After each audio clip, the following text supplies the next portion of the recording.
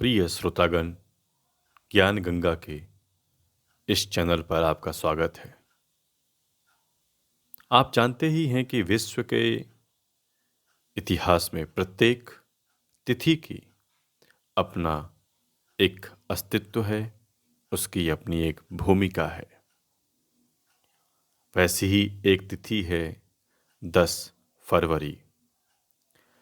10 फरवरी का दिन भारतीय इतिहास में महत्वपूर्ण स्थान रखता है, क्योंकि इसी दिन 1931 को नई दिल्ली के रूप में भारत को नई राजधानी मिली, जो आज तक वर्तमान है। ये बात है 1911 की, जब दिल्ली में दिल्ली दरबार का आयोजन किया गया था और इंग्लैंड के सम्राट जॉर्ज पंचम दिल्ली आए थे। तभी वह भारत में जो बंगाल का विभाजन था उसको रद्द किया था और दिल्ली को राजधानी बनाने के रूप में निर्णय लिया, उसकी घोषणा की। फिर 1912 में एडवर्ड लुटियन को नई राजधानी का निर्माण करने, उसको आकार देने और विभिन्न स्ट्रक्चर्स आकार को निर्मित करने की जिम्मेदारी दी गई। तदोपरांत वर्ष 1927 में दिल्ली के उस क्षेत्र को जिस पर नई राजधानी का निर्माण करना था, उस क्षेत्र को नई दिल्ली के रूप में नाम दिया गया, उसकी घोषणा हुई।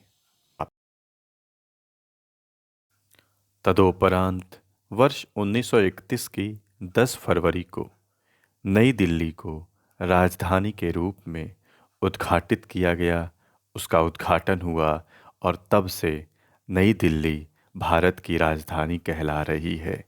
उसके पहले तक कोलकाता को, क्या कलकत्ता को भारत की राजधानी के रूप में जाना जाता था।